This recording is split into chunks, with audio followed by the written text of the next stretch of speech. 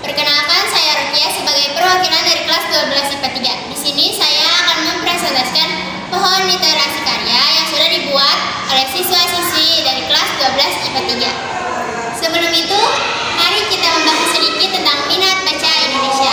Konon, Indonesia merupakan salah satu negara dengan minat baca terendah di dunia. Jika berkaca di sekeliling kita, mungkin benar adanya. Coba tanya pada diri sendiri, buku apa sih yang terakhir kamu baca?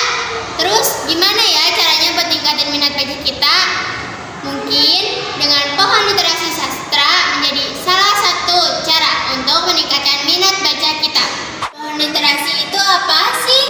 Pohon literasi adalah pohon-pohonan buatan yang dibuat bertujukan untuk menulis judul buku yang telah kita baca, atau bisa berupa penggalan-penggalan kalimat dari buku tersebut. Banyaknya daun di pohon literasi ini, ada beberapa daun yang berisi penggalan kalimat atau quote dari cerita yang sama. Karya sastra novel dengan judul Tanah Airku Sumpah Pemuda karya Hasan Nurtaja.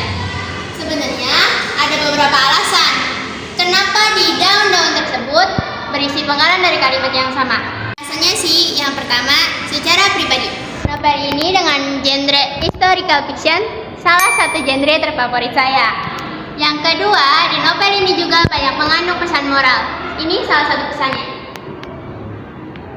Usaha untuk mencerdaskan suatu bangsa harusnya disertai dengan usaha untuk menciptakan suasana tertib dan disiplin dalam hal pendidikan.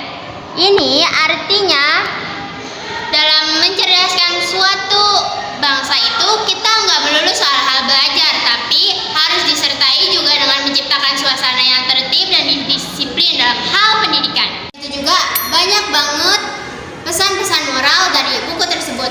Alasan yang ketiga, di novel ini walaupun genrenya historical fiction atau fiksi sejarah, kita bisa mendapatkan pengetahuan tentang sejarah, terutama tentang peristiwa Sumpah Pemuda.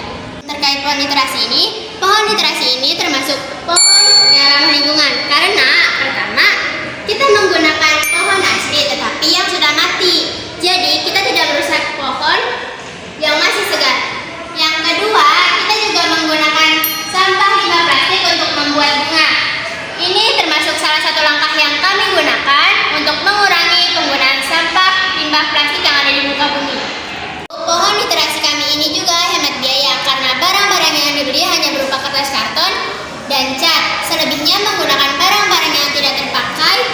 Jadi kami manfaatkan serta menggunakannya sebagai hiasan untuk pohon literasi kami. Sebenarnya sih di era digital kayak gini kita bisa aja mencatat semua buku yang telah kita baca di ponsel.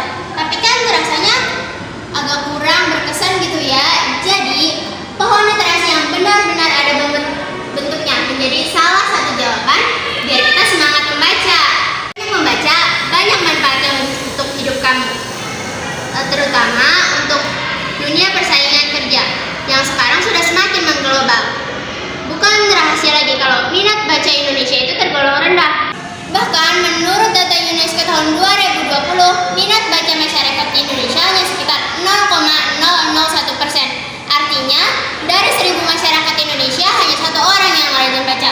Waduh, mudah-mudahan kamu termasuk 1 dari 1.000 orang itu ya. Yuk semangat membaca, karena dengan membaca kita bisa meningkatkan ilmu dan kualitas diri kita sendiri.